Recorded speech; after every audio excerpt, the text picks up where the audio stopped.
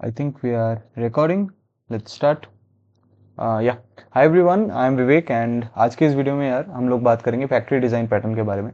ठीक है, तो पहले तो मैं डिज़ाइन पैटर्न स्टार्ट करने के पहले एक चीज़ बता देता हूँ कि डिज़ाइन पैटर्न में यार बहुत जार्गनी वर्ड्स यूज़ होते हैं, तो कभी कभार लोग इससे डर जाते हैं। मैं बस इतना रिकमेंड करूँगा कि जार्गनी वर्ड्स में ज़्यादा मत फंसो, उसके पीछे का एसेंस समझने की कोशिश करो कि यार क्यों करते हैं हम लोग फैक्ट्री डिज़ाइन पैटर्न को यूज़ क्यों करते हैं।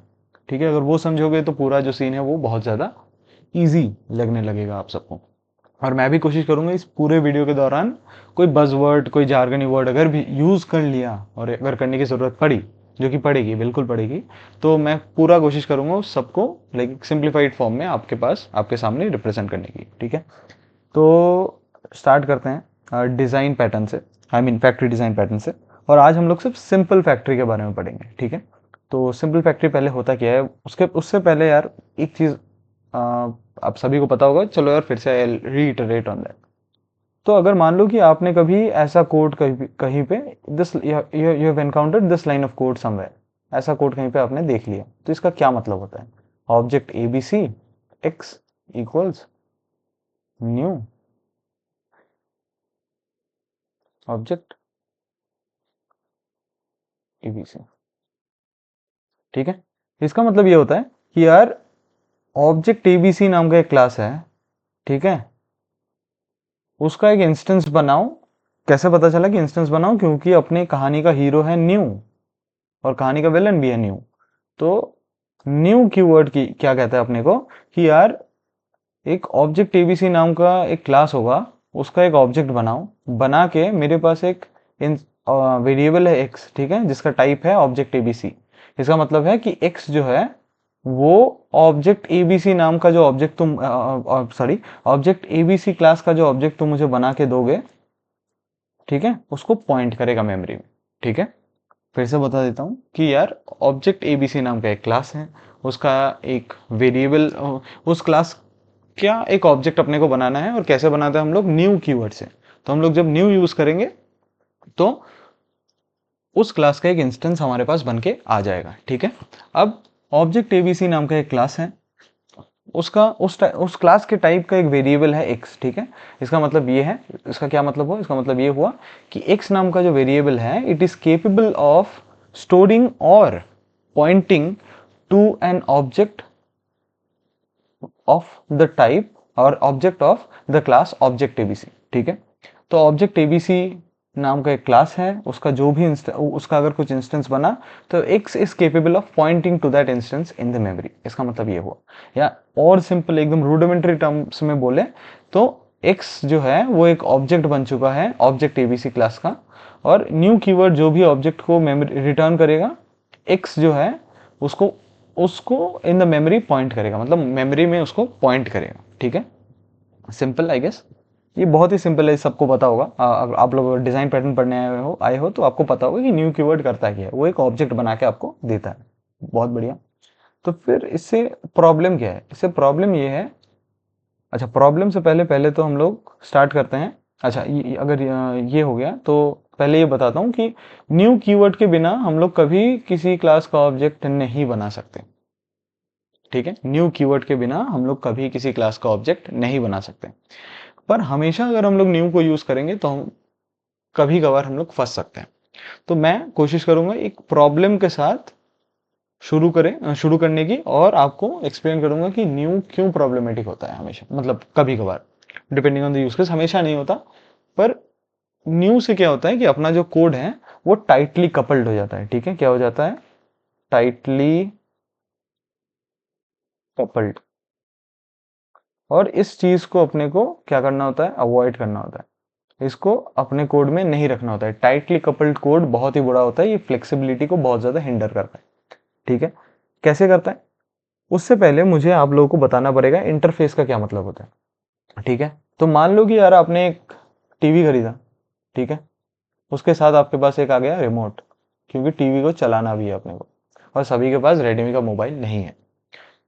फिर आ गया अपने पास एक डीवीडी आपने खरीदा, ठीक है, अब उसके लिए भी आपको एक अलग से रिमोट खरीदना पड़ा।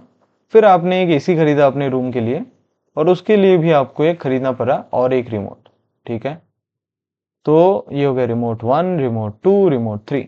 तो आपका जो डेस्क है अभी, या आपका जो बिस्तर है, कहीं से भी जहाँ से भी आप यूज़ करते हो या जहाँ पे भी आप हमेशा मोस्टली रहते हो, जैसे मैं बिस्तर पे ही पड़ा रहता हूँ पूरा दिन, तो अगर ऐसा मेरे साथ हुआ तो मेरे बिस्तर में या 3 रिमोट्स हमेशा घूमती रहेंगी। ठीक है, ये बहुत ज़्यादा प्रॉब्लमेटिक हो जाता है। कोड में भी ऐसा कुछ होता है, ठीक है, कि अगर हर बार हर एक चीज़ के लिए अगर आपके पास एक नया ऑब्जेक्ट बनने लगे, ठीक है, तो वो बहुत ज़्यादा कभी कभार प्रॉब्लमेटिक हो जाता है। ये समझेंगे हम लोग कैसे हो जाता है, पर अभी तक के लिए समझो कि हमेशा अगर हर एक यूज़ केस के लिए आप लोग अगर एक नया ऑब्जेक्ट बनाओगे तो प्रॉब्लमेटिक तो हो जाता है वो। ठीक है, तो इससे छुटकारा कैसे पाए, पहली बात तो ये। ठीक है, तो इससे छुटकारा पाने के लिए इसको मैं थोड़ा छोटा कर लेता हूँ ताकि मुझे जगह और मिले। राइट, यहाँ आ जाते हैं। हाँ, तो अब मान लो कि यार आपके दीवार में एक ऐसा सॉकेट है, ठीक है, ठीक है, इस सॉकेट को कोई फर्क नहीं पड़ता कि इस सॉकेट में आप जो चार्जर लगा रहे हो वो मोबाइल फोन का लगा रहे हो, सॉरी, उसमें आप मोबाइल फोन का चार्जर लगा रहे हो, या उसमें आप लैपटॉप का चार्जर लगा रहे हो, या आपके ब्लूटूथ स्पीकर का चार्जर लगा रहे हो, इससे इस सॉकेट को कुछ फर्क नहीं पड़ता। इस सॉकेट को क्या चाहिए कि भाई जो भी चार्जर तुम जो भी अडेप्टर तुम यहाँ पे लगाओगे, उसके पास जो पिन्स होंगे, ठीक है, वो मेरे को सेटिस्फाई करना चाहिए। ठीक है, मतलब जैसे कि अगर आपके पास जो पिन्स हैं, कभी कभार आप अगर बाहर जाओगे, जैसे यूरोप गए या यूएसए गए या कहीं और गए, उनके दीवार में जो सॉकेट का वो है, आई मीन सॉकेट का जो पिन्स है, मतलब पिन होल्डिंग जो सेक्शन है, उसका अगर शेप लेट्स से स्क्वायरिश हुआ तो आपका चार्जर जो है वो नहीं चलेगा। ठीक है, क्योंकि इंडिया में जो चार्जर्स के पिन होते हैं वो ऐसे राउंडिश होते हैं मोस्टली।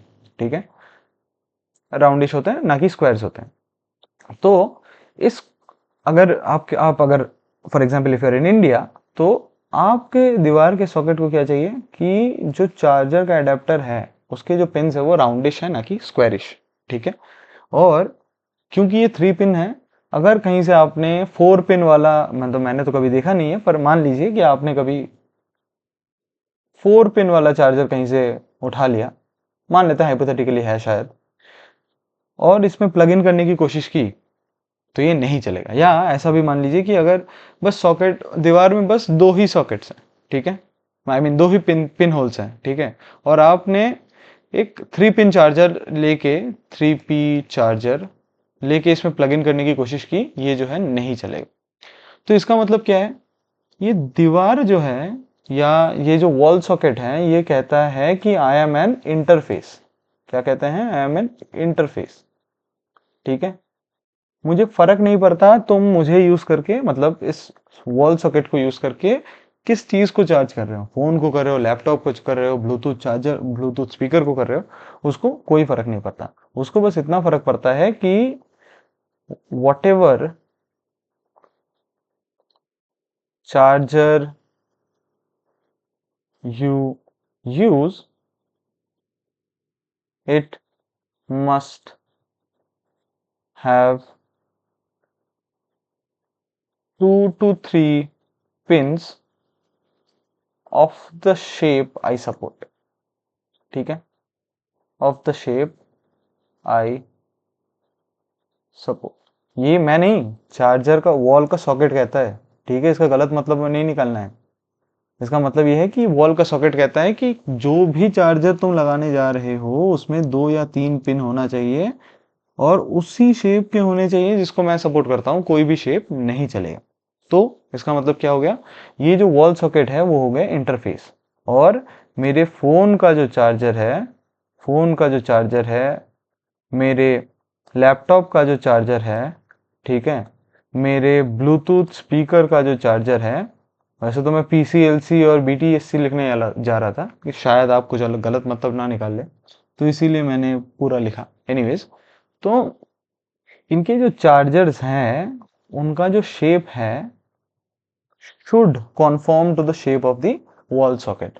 तो ये चार्जर्स क्या हो गए, चार्जर्स हो गए कॉन्क्रीट ग्लासेस।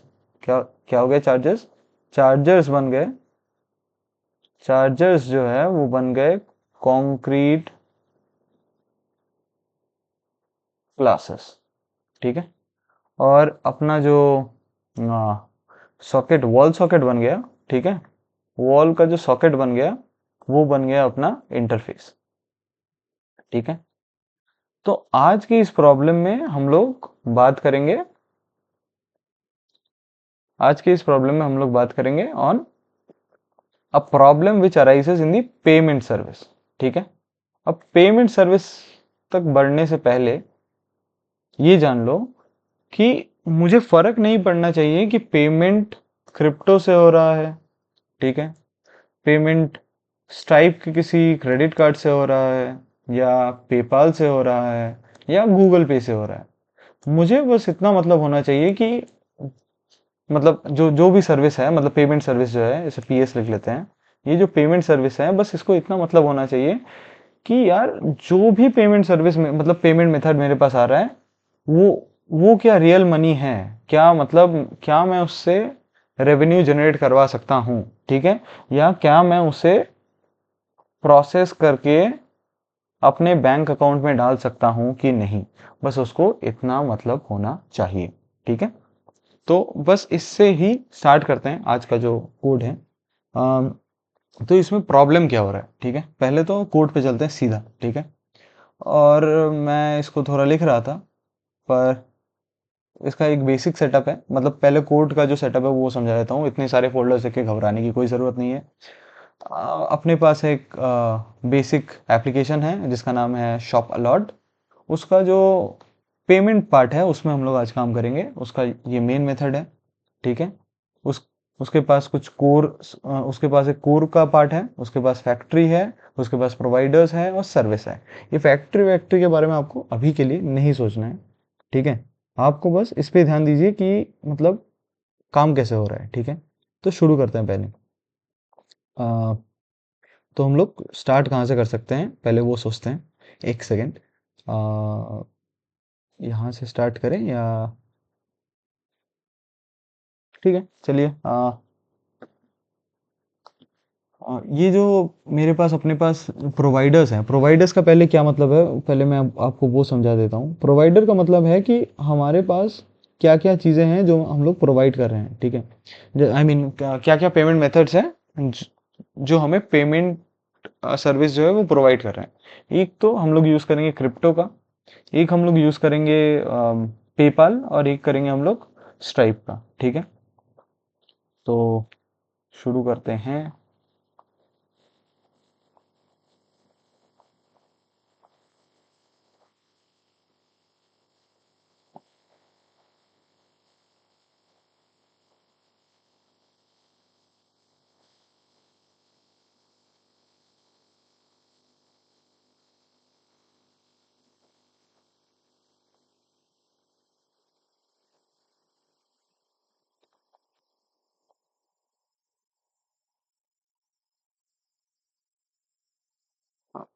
तो यार फिर से guys, put a cut here from the place before and let's restart from here.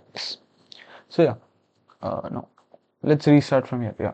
सो ये है अपने कोड का जो वो है, मेन पार्ट है, ये अपना कोड है, ठीक है। इस कोड में क्या हो रहा है कि शॉप अलॉट नाम का एक एप्लीकेशन है, उसमें पेमेंट्स नाम का एक पार्ट है, मतलब हम लोग सिर्फ पेमेंट्स देखेंगे आज, ठीक है। मतलब पेमेंट्स के पार्ट को कॉन्फ़िगर करेंगे, हम लोग एक बैकएंड इंजीनियर बन चुके हैं और इसको ठीक करने की कोशिश जो है हम लोग अभी करेंगे, ठीक है। तो पहले यार आते हैं कोर में, ठीक है। जैसे कि मैंने आप लोगों को समझाया कि अपने पास एक पेमेंट होना चाहिए, पेमेंट मेथड होना चाहिए, आई मीन पेमेंट इंटरफेस होना चाहिए, जो कि बस ये बोलेगा कि मैं हूँ एक, आई मीन जो भी मुझे इम्प्लीमेंट करता है, ठीक है, वो एक पेमेंट टाइप है। क्या मतलब हुआ इस बात का, चलिए दिखाता हूँ आपको। Com dot shopalot, sorry, dot payment dot core, हाँ ये सही है आई गेस, ये। तो पहले तो यार मुझे एक बनाना है एक इंटरफेस, ठीक है। ये बहुत सिंपल रहेगा, public interface, sorry, public interface, interface की स्पेलिंग गलत हो गई, अरे यार, हाँ, पब्लिक इंटरफेस पेमेंट, ठीक है। और इसका क्या काम क्या होगा कि जो भी इस इंटरफेस को इम्प्लीमेंट करेगा, ठीक है, उसके पास एक डबल अमाउंट नाम का एक वेरिएबल होना जरूरी है। क्या है? डबल अमाउंट नाम का एक वेरिएबल होना इसके पास जरूरी है, ठीक है। तो इससे इससे क्या फ़ायदा हुआ? इससे ये फ़ायदा हुआ कि अपने पास जो प्रोवाइडर्स हैं, ठीक है, वो प्रोवाइडर्स इस इंटरफेस को इम्प्लीमेंट करेंगे, ठीक है। एज इन मान लेते हैं कि मेरे पास आ गया कल को एक पेपाल पेमेंट्स करके एक मेथड आ गया, आई मीन एक एक पेमेंट सर्विस आ गया, पेमेंट टाइप आ गया। तो इसका क्या मतलब हुआ? ओके, पहले इसको ठीक कर लेता हूँ मैं।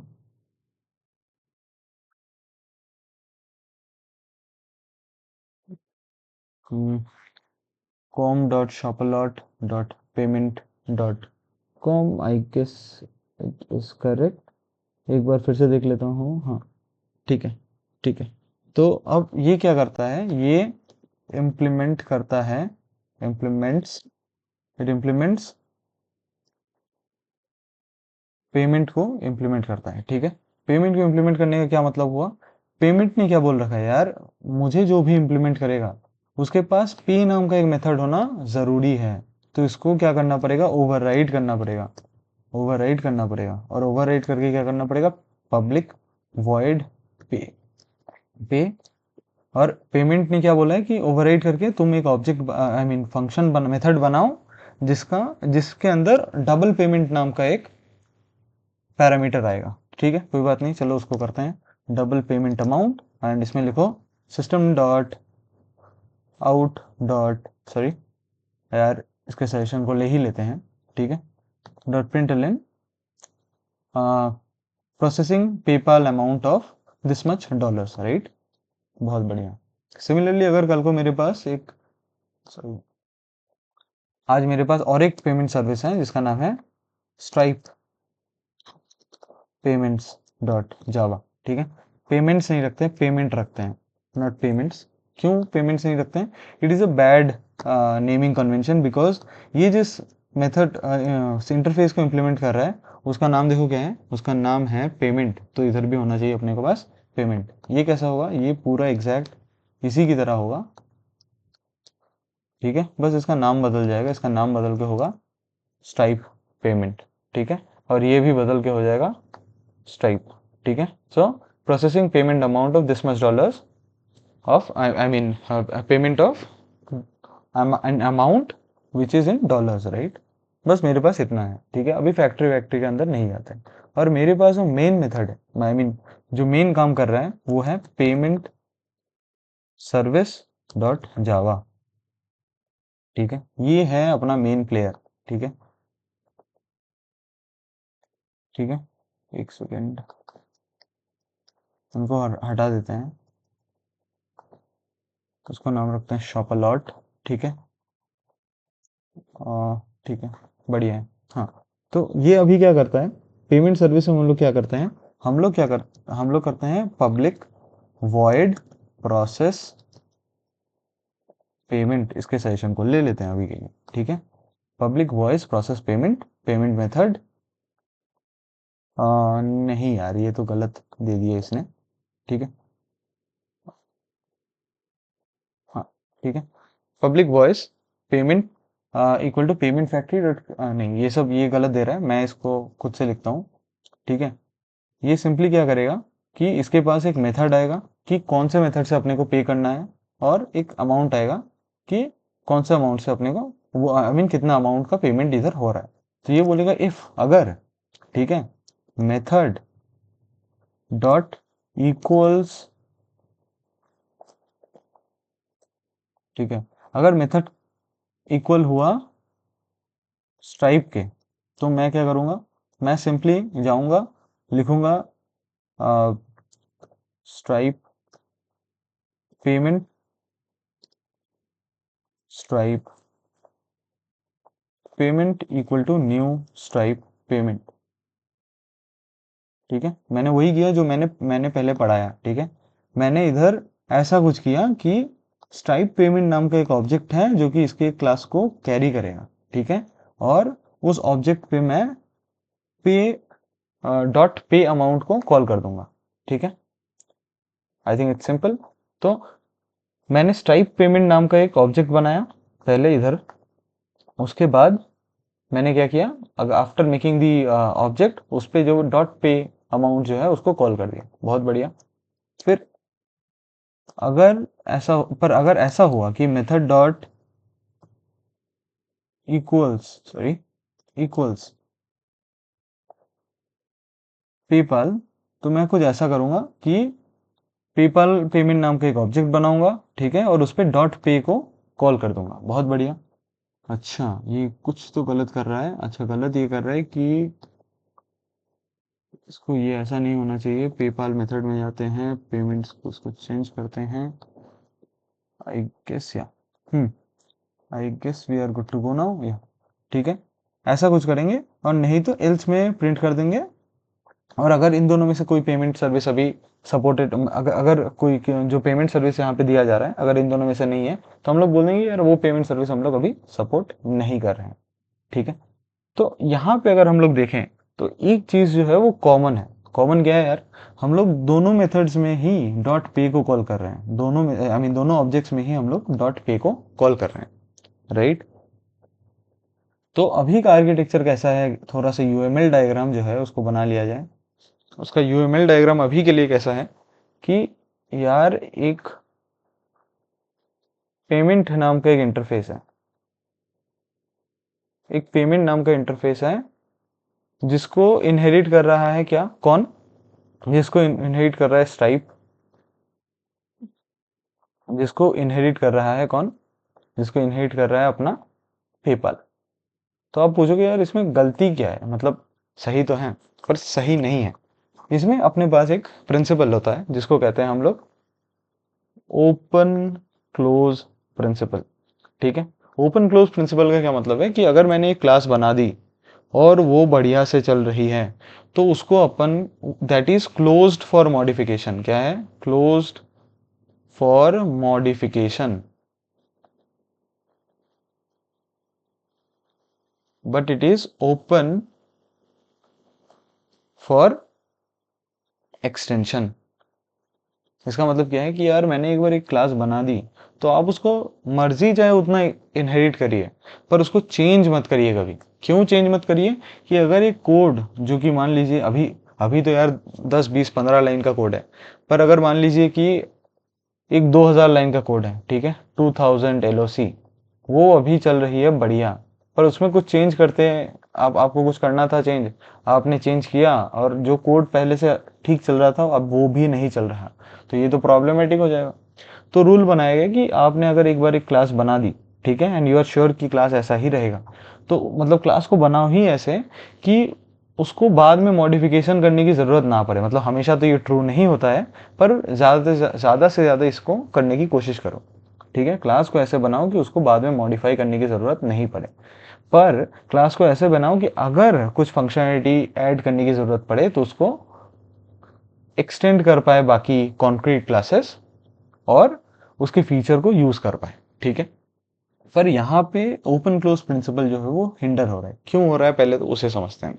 ओपन क्लोज प्रिंसिपल यहाँ पे हिंडर इसलिए हो रहा है कि मान लीजिए कल को मुझे इंप्लीमेंट करना है something like, if I had to implement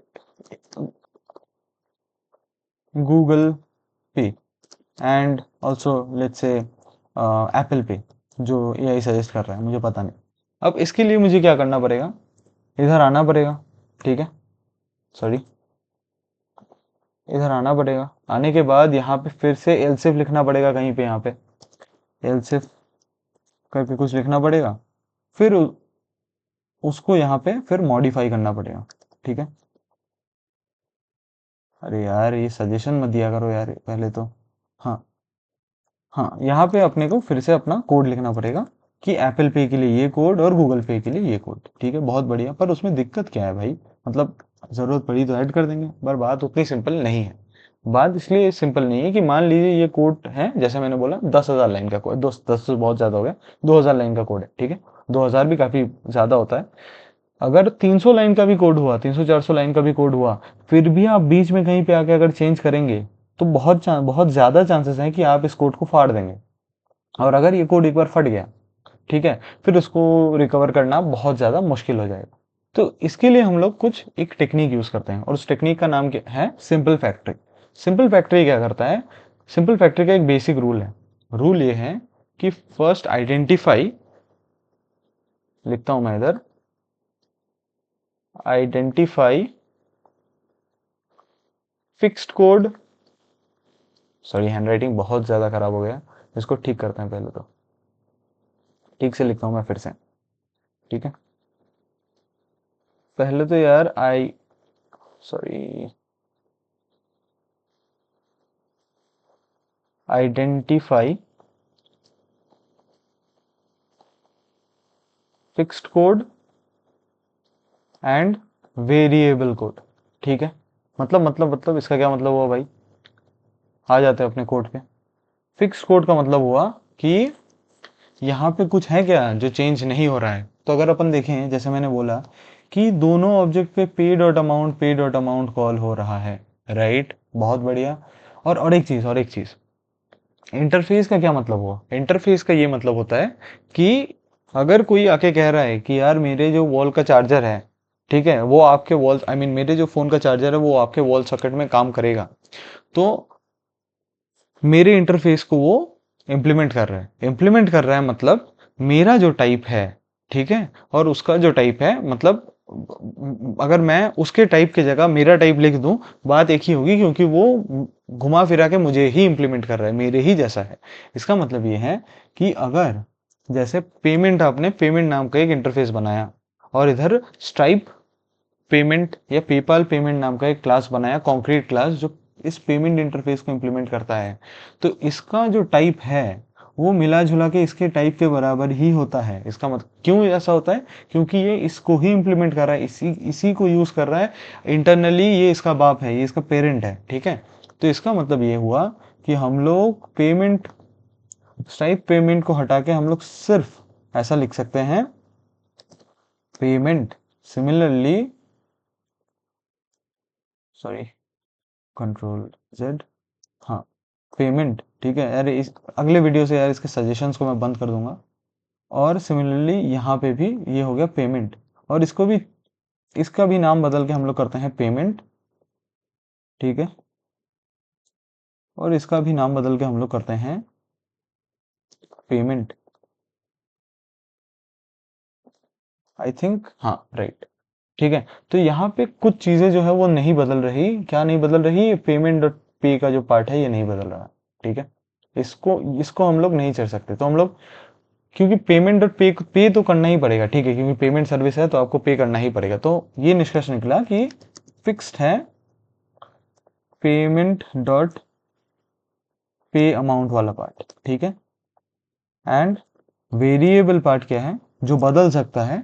वो है दी इन दी इंस्टेंस ऑफ दी ऑब्जेक्ट, ठीक है। जो ऑब्जेक्ट मैं यूज कर रहा हूं वो बदल सकता है, वो या तो स्ट्राइप होगा या पेमेंट्स होगा, ठीक है। तो मैंने स्टेप 1 को तो कंप्लीट कर लिया है कि मैंने आइडेंटिफाई कर लिया है कि कुछ पार्ट जो है वो फिक्स्ड है, कुछ पार्ट जो है वो वेरिएबल है। तो स्टेप 2 क्या कहता है यार? स्टेप 2 कहता है move the variable path, part not path, sorry, हाँ, मूव दी वेरिएबल पार्ट। इसका मतलब ये हुआ कि ये जो अपना वेरिएबल पार्ट है, ये दो, इनको अभी यहां से हटा दो। इसका क्या मतलब हुआ? क्या, क्यों हटा क्यों दे? इसका मतलब ये हुआ कि मुझे कुछ ऐसा मेथड यूज करना है या कुछ ऐसा, ऐसी तरकीब निकालनी है, ठीक है, कि जो वेरिएबल पार्ट है वो अलग हो जाए और जो फिक्स पार्ट है वो अलग हो जाए। कैसे कैसे? जैसे अभी का आर्किटेक्चर है कि यहाँ पे है पेमेंट, ठीक है, इसको जो है इनहेरिट कर रहा है अपना stripe payment, sorry sorry sorry sorry, hand writing ठीक कर लेता हूँ।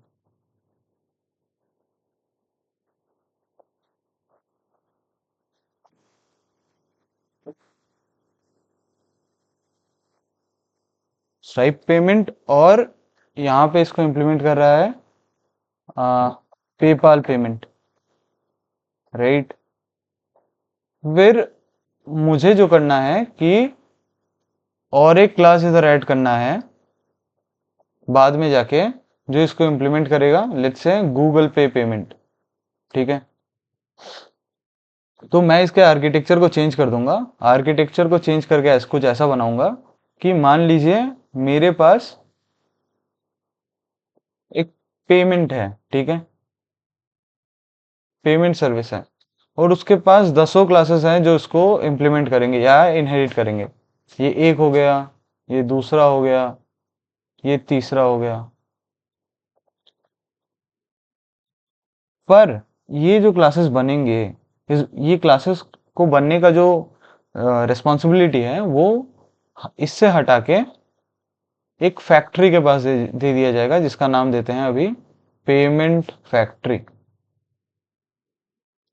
तो क्या होगा, पेमेंट फैक्ट्री जो है वो इन तीनों को बनाने का काम करेगा। इसको भी बना सकता है, इसको भी बना सकता है, और इसको भी बना सकता है, ठीक है।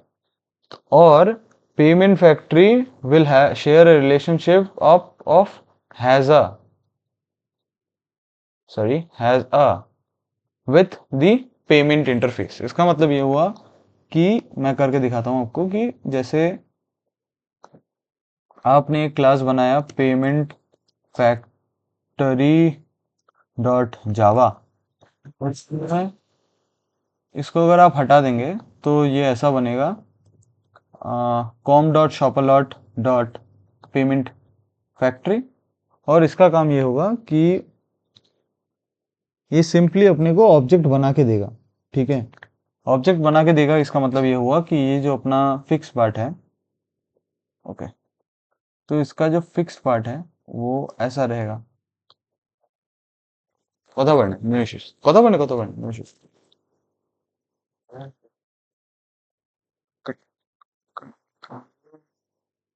এই জায়গাটা একটু এডিট করে দিস, ঠিক আছে।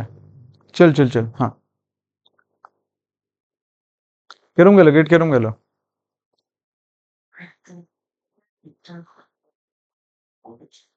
এটা কঠিন ছিল?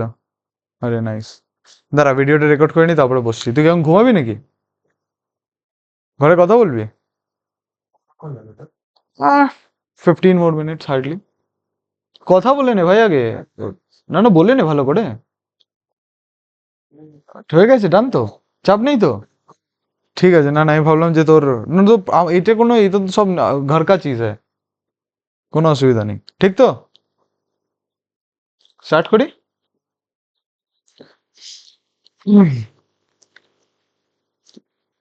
तो फिर हाँ, so let's see start in 3 2 1 गो। सो हम लोग इम्प्लीमेंट करेंगे इसके लिए एक payment factory class. Payment factory class का क्या काम होगा यार? पेमेंट फैक्ट्री क्लास के पास एक सिंपल सा एक मेथड होगा, जो कि कुछ भी स्टैटिक रखो नॉन स्टैटिक रखो, कोई मतलब इससे बनता नहीं है, ठीक है। तो अगर आपको स्टैटिक रखना है तो स्टैटिक रख सकते हैं, नहीं तो नॉर्मल भी रख सकते हैं। जैसे पेमेंट क्रिएट पेमेंट करके एक क्लास रहेगा, जो कि सिर्फ रिस्पॉन्सिबल रहेगा मेरे पेमेंट मेथड को कॉल कर बनाने बनाने के लिए, ठीक है। इसका मतलब ये हुआ कि मैं बस उसको एक स्ट्रिंग पास कर दूंगा, ठीक है। उसको मैं स्ट्रिंग पास कर दूंगा, और वो अकॉर्डिंगली मुझे एक ऑब्जेक्ट बना के देगा, जो मैं यहाँ पे कर रहा हूँ, ठीक है। ये जो मेथड है मेरे पास, उसको मैं इधर पास कर दूंगा, ठीक है। अगर मैं इस मेथड को यहाँ पास कर दूँ तो वो क्या करेगा, अगर मेथड स्ट्राइप के इक्वल है तो स्ट्राइप पेमेंट बना के मुझे रिटर्न करेगा, अगर वो पेपाल के इक्वल है तो वो पेपाल पेमेंट बना के मुझे रिटर्न करेगा, ठीक है।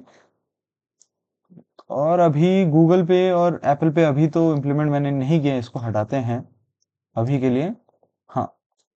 अदरवाइज ये एक एरर थ्रो कर देगा। बहुत बढ़िया।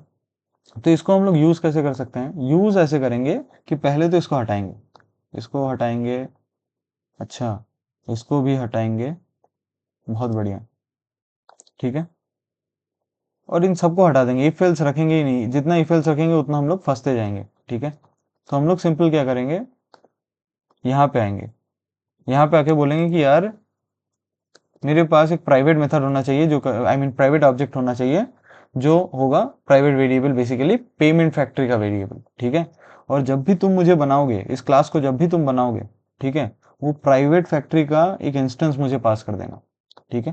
प्राइवेट फैक्ट्री का एक इंस्टेंस मुझे पास कर देना, और मेरा काम बस इतना रहेगा कि डिपेंडिंग ऑन द मेथड मैं प्राइवेट फैक्ट्री को बोलूंगा यार मुझे एक ऑब्जेक्ट दे दो विच सूट्स द मेथड, एंड मैं उस पर एक पे ऑब्जेक्ट, आई मीन पे मेथड जो है वो उसको कॉल कर दूंगा। बस इतना सिंपल रहेगा ये पूरा फ्लो, राइट। इसका फ्लो जो है वो बहुत ज्यादा सिंपल रहेगा। तो अभी देखो इसके अंदर जो है न्यू मैंने इंप्लीमेंट नहीं किया है, ठीक है। इसके अंदर जो न्यू है उसको मैंने इंप्लीमेंट किया ही नहीं है, ठीक है। बहुत बढ़िया। तो इससे मुझे क्या फायदा मिला? फायदा ये मिला कि कल को जाके अगर मुझे कुछ और ऐड करना हुआ, ठीक है, कुछ और मेथड्स ऐड करने हुए, तो मैं बस इस प्रोवाइडर्स में जाके एक नया मेथड ऐड कर दूंगा, ठीक है। प्रोवाइडर्स में जाके एक नया मेथड ऐड कर दूंगा, और उसके बाद उसको अकॉर्डिंगली यहाँ पे ऐड कर दूंगा, ठीक है। इससे क्या फायदा हुआ? इससे ये फायदा हुआ कि मुझे यहाँ पे बार बार पेमेंट सर्विस में चेंज करना नहीं पड़ेगा। तो payment service is now closed for modification. यहाँ पे कोई मॉडिफिकेशन अभी होगा ही नहीं। अगर कुछ मॉडिफिकेशन होगा तो इस प्रोवाइडर्स इसके अंदर प्रोवाइडर्स फोल्डर्स के अंदर मैं एक नया क्लास ऐड कर दूंगा, ठीक है, जो कि एक्सटेंड करेगा पेमेंट को। तो पेमेंट भी हिंडर नहीं हो रहा है, बस पेमेंट फैक्ट्री में आके मैं एक इफ एल्स लिख दूंगा। तो आप ये पर आप पूछ सकते हो मुझे कि फिर यार फायदा क्या हुआ, मैं बस एक नया फाइल बना रहा हूँ और उसको उधर पुश कर दे रहा हूँ। बात उतनी सी नहीं है, बात इतनी है कि अगर ये जो पेमेंट फैक्ट्री है इसका एक लौता जो क्लाइंट है और एक लौता जो यूजर है वो पेमेंट सर्विस नहीं है, ठीक है। कल को अगर मुझे कुछ इंप्लीमेंट करना हुआ, क्लाइंट को दिखाना हुआ कि what are the payment services which are available to me, तो मैं इसको फिर से कॉल करूंगा, पेमेंट फैक्ट्री को फिर से यूज में लूंगा और उन सारे पेमेंट मेथड्स को लिस्ट कर दूंगा, ठीक है। या और सारे बहुत सारे इम्प्लीमेंटेशन हो सकते थे। अगर मैं सिर्फ इस इफ एल्स ब्लॉक को इसके अंदर रखता, पेमेंट सर्विस के अंदर रखता, तो सिर्फ इसी से यूज हो पाता और बार बार पेमेंट सर्विस को मुझे डिस्टर्ब करना पड़ता। इससे शायद मेरा जो पेमेंट सर्विस का जो फ्लो है वो शायद बिगड़ सकता था। पर अगर मैं पेमेंट फैक्ट्री में आके इफ एल्स में चेंज करूंगा, ठीक है, सिर्फ इफ एल्स में स्टेट चेंज करूंगा, तो यहाँ पे जो ऑब्जेक्ट आएगा वो, ठीक है, अगर यहाँ पे अगर मैंने कुछ बिगाड़ भी दिया तो यहाँ पे मेरे पास जो ऑब्जेक्ट आ रहा है वो सारे बिगड़े हुए नहीं मिलेंगे, कुछ काम करेंगे कुछ काम नहीं करेंगे। तो मेरा जो ब्लास्ट रेडियस है उसको मैंने बहुत छोटा कर दिया इस वाले चेंज से। तो this is the basic implementation और the basic design which is called simple factory design.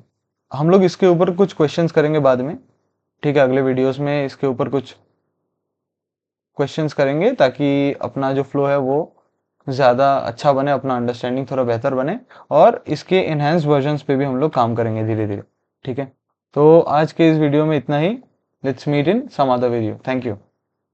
उफ, हाय, गांड फिटेगा जी भाई बोलते बोलते। Everything is